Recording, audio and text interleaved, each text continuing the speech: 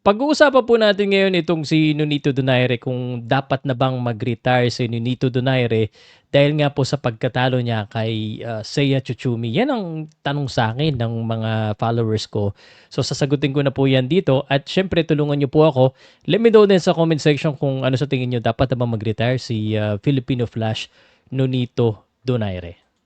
Powercast Sports. If you're new here, don't forget to subscribe and hit the notification bell. Presented by Arena Plus, Astig sa Sports. Okay, so dumadating naman sa panahon lahat ng mga atleta ang pagre-retiro. Pero kailan ba ang tamang panahon para mag-retire, no? Especially dito kay Nonito Donaire na pag-uusapan natin ngayon. So, I'm sure updated ka na. Yung muling laban niya kay Seiya Tsutsumi, hindi po siya pinalad. That was a close fight. That was actually a great fight from my point of view. Kung ako tatanungin talaga, I thought he had the chance to win that fight. Although talagang, kumbaga, kinapos lang ng konti. So there are a few questions na dapat natin sagutin muna bago natin masagot kung kailangan na ba or dapat na ba mag-retire. Magkaiba yung kailangan na ba mag-retire at dapat na bang mag-retire si Nonito Donaire. Siguro sagutin ko na kagad, kailangan na ba mag-retire ni Nonito Donaire? Yan, madaling sagutin niya. Para sa akin, hindi pa kailangan or yung kumbaga dahil ito kasing kailangan na mag-retire, nasasagot niya kung hindi na kaya ni Nonito Donaire, kung mukhang ayaw niya na mag-boxing or yung physically hindi na kaya ng katawan niya. Kasi siguro naman nasagot na yan na kaya pa ng katawan ni Nonito Donaire na makipagsabayan sa highest level of boxing. Nakita natin yan sa labang kay Seiya Tsutsumi. Kahit na po natalo siya, talaga namang nakakasaludo or nakaka-impress pa rin ang performance ng isang 43 years old. So, don't get me wrong. Yes, Nonito Donaire is quite different from what he was during his prime. And we already know that he is not in his prime at 43 years old. Pero para makipagsabayan, para kuhanin yung first 6 rounds kay Seiya Tsutsumi, that is impressive against a 43 years old. So, magkaiba po yun. No? So, baka isipin nyo, ikaw talaga, Sir Pao, alam mo na nga, iba na yung laruan ni Nonito Donaire. Yes, iba na. Pero, kaya pa rin ba niya talunin? Siguro, yung top 5, mahirapan siya. Pero yung from 6 downwards in his division, kaya niyang talunin?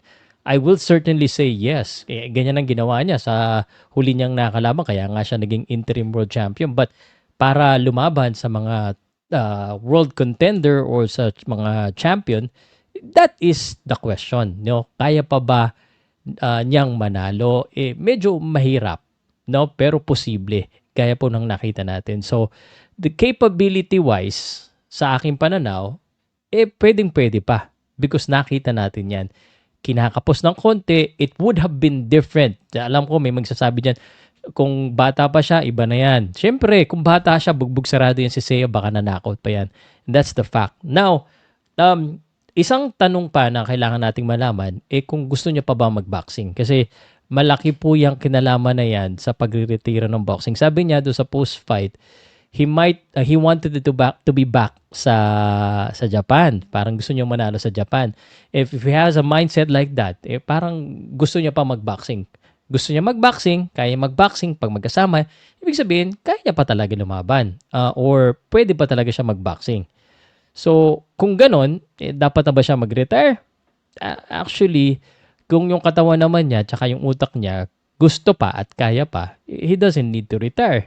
Especially, ang goal niya, hindi naman pala pera, hindi naman pala legacy, although there will still be legacy if he could have won that championship.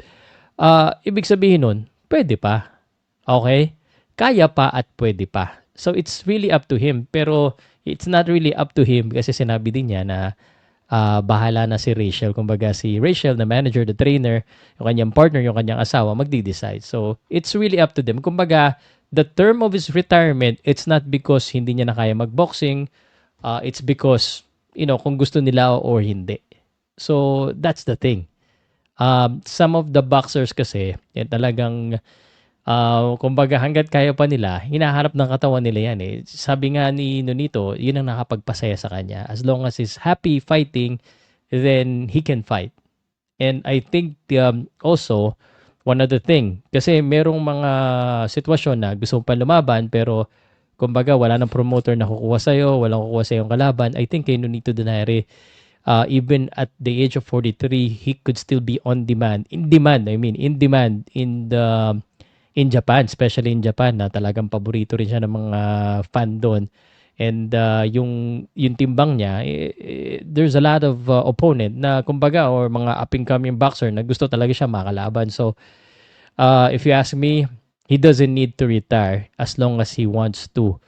But the next question is, can he still win, or is it dangerous for his health? Obviously, at the age of 40, 40 plus, it's always going to be dangerous. I mean, it's dangerous when you're younger. It's going to be more dangerous when you're at your 40. So, ang tanong na lang dyan is, yung family niya, are they willing to risk pa na yung ganitong edad ni Nonito Donaire na wala naman na siya ng dapat patunayan na sure ball na Philippine Hall of Famer, if not worldwide or Global Hall of Fame, na si Nonito Donaire because of his achievement in boxing or outside boxing, yung kanyang influence.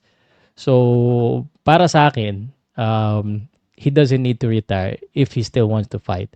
So, that's the answer. But he can retire on his own terms, and there's really nothing to prove. Likewise with Manny Pacquiao. Obviously, in this day and age, na marami po mga boxer na or mga fighter in general na even at their 40s, even up to 50s, lumalaban, I would not blame Nonito Donaire if he continues to fight because there's a opportunity for a named fighter like him na lumaban pa. And I will not take it against him if he fights an easy fight, if he fights a hard fight.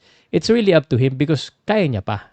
But what's next? What's really next for Nonito Donaire? Again, if he wants to continue to get the belt, then he would again fight. Kumbaga balik ulit siya sa fighting yung mga rated fighter, fighting good opportunity. Sabi nga nila baka daw bumaba pa siya ng 115.